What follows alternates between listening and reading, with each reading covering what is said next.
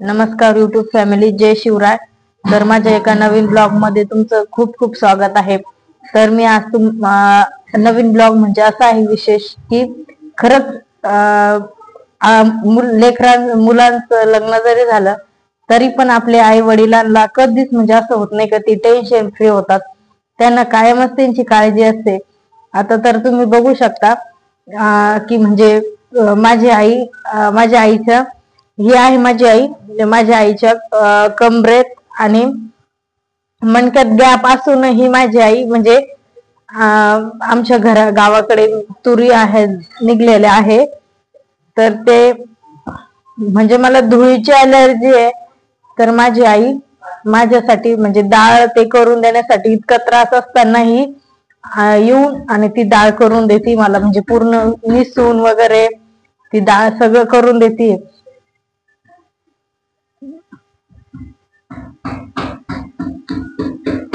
म्हणजे माझ्या आईविषयी सांगायचं तर ना, लोक खरंच म्हणतात की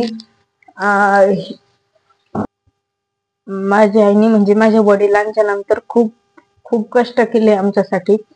आणि माझे वडील वारल्याच्या नंतर थोड्याच दिवसामध्ये म्हणजे माझा भाऊ खूप छोटा होता तेव्हा. तर माझ्या मम्मीला दोन दुःख असूनही भावाचं आणि म्हणजे माझे पप्पा आणि मामा एकाच दिवशी वारलेले आहेत. तर दोन दुःख माझ्या आईने ते न व्यक्त करता, दोन दुःख असूनही माझ्या आईने सगळं असं पूर्ण जबाबदारी पार पाडली. आणि म्हणजे किती मोठ्या घरातले पण लोक नाही करू शकत असं एकदम थाटामाटामध्ये माझं लग्न करून दिलं. इतके कष्ट केले माझ्या आईने. माझे पप्पा गेल्याच्या नंतर कधीच हारली नाही, कायम आमच्यासाठी लढत राहिली. पण आता तिचे थोडेसे चांगले दिवस आले, थोडस गरिबी मधनं वरती आली. तर म्हणजे आता दुखणं चालू झालं तिच्या पाठीमागे.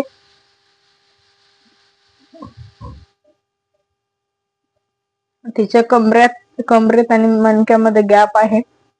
तरी एवढं त्रास असतानाही माझी आई येऊन म्हणजे माझं आतापर्यंत लग्न झाल्यापासून म्हणजे दळण वगैरे मला कधीच करून नाही दिलेले.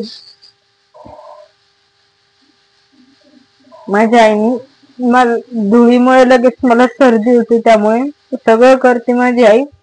आणि मुलं मला परेशान करतात ना, असं काम वगैरे जास्त करू देत नाही. ते तूर वगैरे ते कानात वगैरे घालण्याची भीती वाटते, त्यामुळे माझी आई स्वतः येऊन आणि करते सगळं. असं आहे.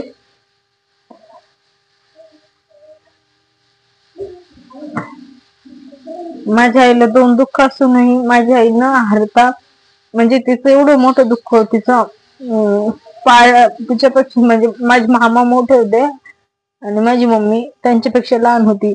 आणि दोन दुःख एकत्र असूनही सगळं केलं तिनं. तर खरंच म्हणतात ना, स्वामी तिन्ही जगाचा आई विना भिकारी, तसंच आहे.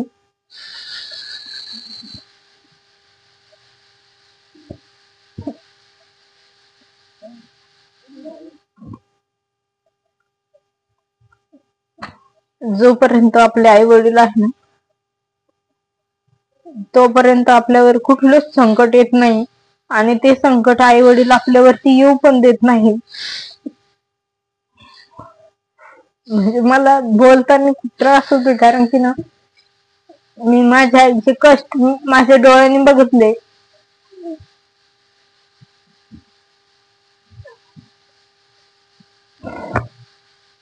त्यामुळे मला बोलताना खूप त्रास होतोय.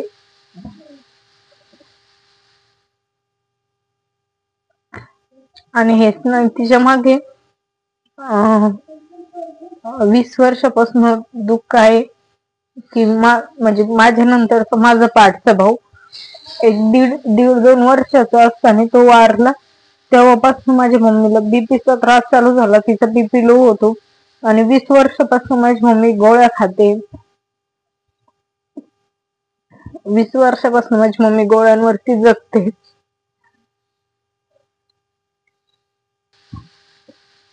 तर तिने तिच्या भावाचं आणि माझ्या पप्पांचं दोघांचं दुःख म्हणजे माझ्या मामाचं आणि वडिलांचं दुःख बाजूला ठेवून आमच्यासाठी लढत राहिलेली आहे. तर त्याच खरंच खूप हे वाटतं. आणि माझी म्हणजे असं मी कायम देवाकडे एकच प्रार्थना करते की देवा, जोपर्यंत ना मी आहे जोपर्यंत माझ्या आईला पण आयुष्य दे.